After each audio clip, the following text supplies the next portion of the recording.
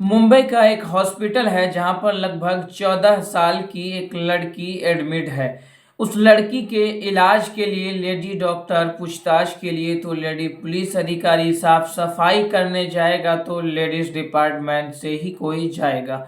यानी कि उस कमरे के अंदर एंट्री है तो सिर्फ महिला की, लेडीज की। इसके अलावा कोई भी व्यक्ति पुरुष नाम से ना तो कोई वहां एंट्री होगी, ना ही पुरुष का नाम वहां लिया जाएगा। दरअसल वह लड़की पुरुष नाम से इतना भयभीत है, इतनी डरी हुई है कि नाम सामने आते ही लड़की की सांसें थमने लगती है। उसे देखकर ऐसा लगता है जैसे कि वह मर जाएगी। 11 सितंबर की शाम 5 बजे तक की यह घटना है।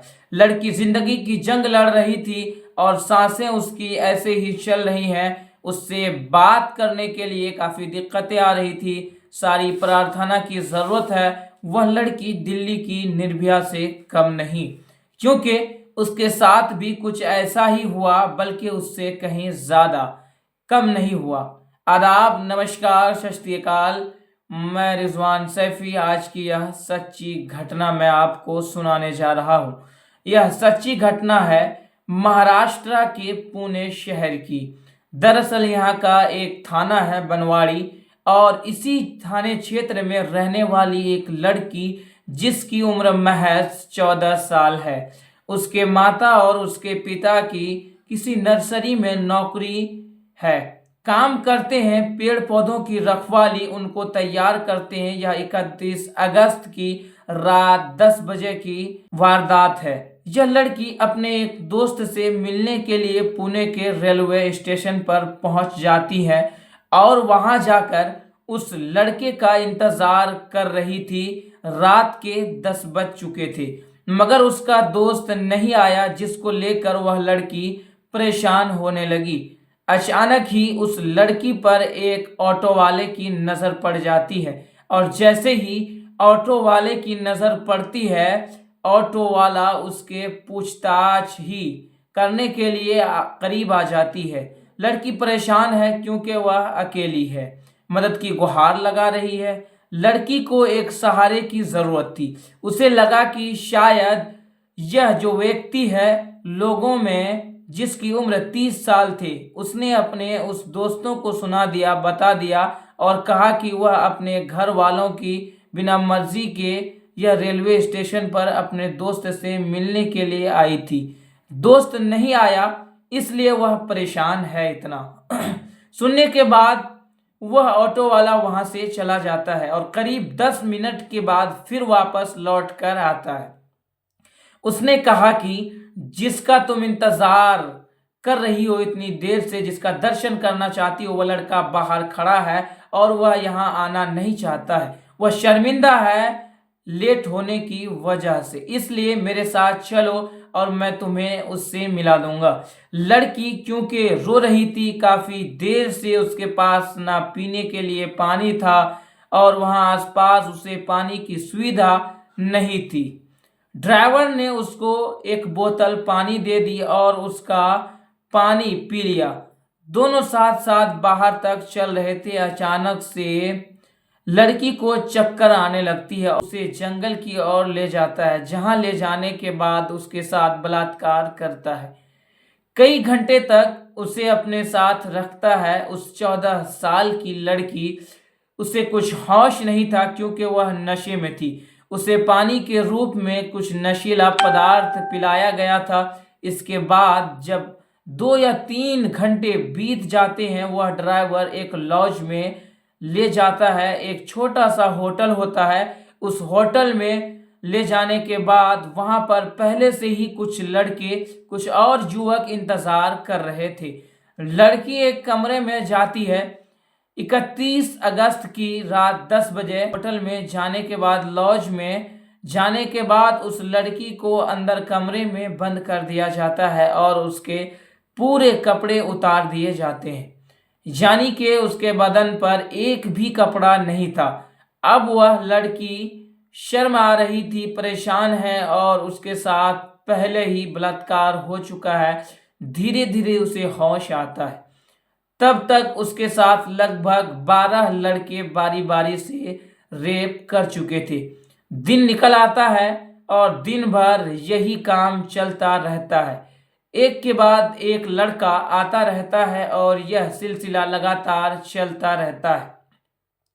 शाम हो जाती है, यानी कि इस कमरे के अंदर वह लड़की लगभग 24 घंटे तक रहती है। बलात्कार पर बलात्कार करते रहते हैं। वह भूख से प्यास से तड़पती रहती है। वह कई बार कहती है कि मुझे खाने के लिए कुछ दे दो, मुझे पीने के लिए पानी दे दो, मगर कोई भी उसकी गुहार नहीं सुनता, उसकी कोई पुकार नहीं सुनता। उसकी चीख की आवाज भी उस कमरे से बाहर जा भी रही थी, तो न जाने क्यों वो होटल मालिक, आसपास के लोग उन आवाजों को सुन ही नहीं पा रहे थे। यह भी बताया जा रहा है कि इस लड़की को बार बार इंजेक्शन दिया जा रहा था, नस्ली पदार्थ दी जा रही थी, जिससे कि वह शोर न मचा सके। इस बीच उस लड़की ने बार बार रिक्वेस्ट की, माफी मांगती रही, उसे बचाने की गुहार लगाते रहे। इन 12 लड़कों में से एक लड़के को दया आ जाती है और उसके बाद यह लड़का उस लड़की को ले जाकर मुंबई के दादर रेलवे स्टेशन पर छोड़ देता है। अब यह आरोपी जब दूर हो जाता है तो यह फरार हो चुके थे। इन्होंने सोचा कि शायद वह लड़की चली जाएगी। दादर रेलवे स्टेशन पर जाने के बाद वहां 2 सफाई कर्मचारी मिलते हैं और 2 सफाई कर्मचारी उस लड़की की हालत को देखने के बाद उसके साथ बलात्कार करते हैं। यानी कि अभी वह उन लोगों से बची थी कि दो सफाई कर्मचारियों ने भी उसके साथ बलात्कार जैसी घटना को अंजाम दे दिया। दादर रेलवे स्टेशन के सफाई कर्मचारियों ने उसके साथ बलात्कार करने के बाद अपने पास काफी समय तक रखा और एक ऐसी ट्रेन में बिठा दिया जिस ट्रेन की दिशा थी उत्तर की ओर जा रही थी। उत्तर की ओर सफर करते करते लड़की की चंडीगढ़ पहुंच जाती है। लड़की एक कोने में डरी हुई सहमी हुई थी, लेकिन कितने लोग आते हैं जाते हैं, मगर किसी भी व्यक्ति की नजर उस लड़की पर नहीं पड़ रही थी। बहुत बड़ी परेशानी से गुजर रही थी। परेशानी किसी को दिखाई नहीं दे रही थी। किसी ने जानने की कोशिश नहीं की। 48 घंटे से ज्यादा उसके साथ 12 अलग लोगों ने, 2 सफाई कर्मचारियों ने बलात्कार किया था। उसके साथ इतनी दरिंदगी हुई थी, न जाने। जैसे ही ट्रेन चंडीगढ़ में जाकर रुकती है, एक जीआरपीएफ का पुलिस कर्मी उधर से निकल रहा था। अचानक उस लड़की को देखकर पल भर में समझ जाता है कि कुछ तो गड़बड़ है, इसके साथ कुछ न कुछ हुआ है, इसीलिए तो परेशान है। तुम्हारी कुछ मदद कर सकता हूँ। मगर लड़की पुरुष जाति के नाम से डरी हुई थी, घबराई हुई थी, क्योंकि वर्दी में तो वो पुरुष भी था। उसे लग रहा था कि हो ना हो यह भी उसके साथ कुछ गलत करे, इसलिए काफ़ी परेशान थी। चंडीगढ़ उतर जाती है क्योंकि उस ट्रेन का लास्ट स्टॉपेज था वहीं। चंडीगढ़ उतरने के बाद रेलवे स्टेशन के साइड में जाकर बैठ जाती है। डरी हुई है, सहमी हुई है, काफ़ी परेशान है और पुलिस वाला कोशिश कर रहा है। वेलफेयर कमेटी से संपर्क बनाया जीआरपीएफ। उसके बाद से महिला अधिकारी तत्काल मौके पर पहुंची, उस लड़की को खाना खिलाया, उसे अपने पास बिठाया और घंटों तक उसको दुलारते रही, पुकारते रही और कहते रही। आखिरकार अधिकारी ने उसका कुछ ही घंटों में दिल जीत लिया। दिल जीतने के बाद उसने लड़की से सारी बातें जो बीती बताई, तमाम बातें जो तत्काल अधिकारी आई उन्हें बताया। उसके बाद से ये वाकया यहीं तक नहीं रहता। महिला अधिकारी का रो रो कर बुरा हाल हो जाता है। वो अधिकारी एक तरफ, पुलिस जो जीआरपीएफ के थे वो जवान रो रहे थे, काफ़ी परेशान थे, उसका भी रो रो कर बुरा हाल था। तो बेटी के साथ, किसी बहन के साथ इतनी भयानक वारदात अगर होती है तो शायद आंसुओं के अलावा और कुछ निकलेगा ही। तो अगर निकलेगा तो दिल से बद्दुआएं निकलेंगी, कानून से सख्त कार्रवाई की मांग की गुहार निकलेगी। उधर जब लड़की अपने घर से अचानक से गायब हो जाती है तो उसके माँ बाप, जो कि बहुत ज़्यादा पढ़े लिखे नहीं थे, उन्होंने वहीं जाकर थाने में करीबी थाने में गुमशुदा की फाइल दर्ज करवाई। उसके बाद से प्रशासन भी जुटी अच्छी तरीके से। बनवारी थाने की पुलिस ने आसपास के लोगों से पूछताछ की और धीरे धीरे उसके बारे में जानने की कोशिश की।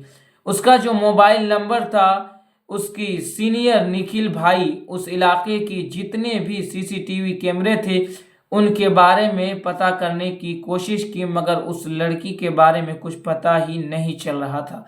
और पता चलता है तो उसके बाद पुलिस ने बड़ी ही गंभीरता से, बड़ी शालीनता से इस मामले की बहुत ही खूबसूरती से जांच की। और जांच करने के बाद पुलिसकर्मी ने, और उनकी जितनी तारीफ की जाए कम है, क्योंकि चंडीगढ़ के पुलिस थाने से कॉन्टेक्टर करते हैं तो उसके बाद यहाँ से उस लड़की को हवाई जहाज़ के माध्यम से मुंबई लाया जाता है और मुंबई जाने के बाद उसको हॉस्पिटल में एडमिट कराया जाता है। जितना भी स्टाफ है टोटल के टोटल महिला स्टाफ ही उस लड़की के इलाज में, उसकी खिदमत में, उसकी हर ज़रूरत को पूरा करने में लगा हुआ है, क्योंकि वह लड़की पुरुष जाति नाम से डरी हुई है, घबराई हुई है। इसके बाद पुलिस ने जो मामले का जांच पड़ताल शुरू की, 100 से ज़्यादा सीसीटीवी कैमरे को खंगाला गया और खंगालते खंगालते आखिरकार पुणे के रेलवे स्टेशन पर एक ऑटो जाता है। वह महिला है, उससे मैं वह लड़की थी और उसी ऑटो नंबर उस सीसीटीवी कैमरे में कैद हो जाता है। पुलिस ने दूसरे आरोपी को, जिसकी उम्र लगभग 30 साल थी, उसको गिरफ्तार किया, उसको पकड़ा और एक एक करके जितने भी लोग ये यानी कि 12 के 12 लोग पकड़े गए। और पकड़ने के बाद बताया था, बयान दिया था कि दादा रेलवे स्टेशन का दोनों सफाई कर्मचारियों ने भी उसके साथ गलत किया। तो तमाम अधिकारियों को मैं सैल्यूट करता हूँ और तमाम वो अधिकारी जो कि बेटी को न्याय दिलाने में काफ़ी ज़्यादा कोशिश की और मेहनत की और उसकी मेहनत रंग लाई। ऐसे अधिकारी अगर रहे तो कहीं ना कहीं न्याय मिलेगा और लोगों की जो एक उम्मीद है वो जगी रहेगी। तो एक सच्ची घटना आपको मैंने सुनाया। फिलहाल एक कमेंट कीजिएगा प्यारा सा, सब्सक्राइब कीजिएगा। जय हिंद, जय भारत।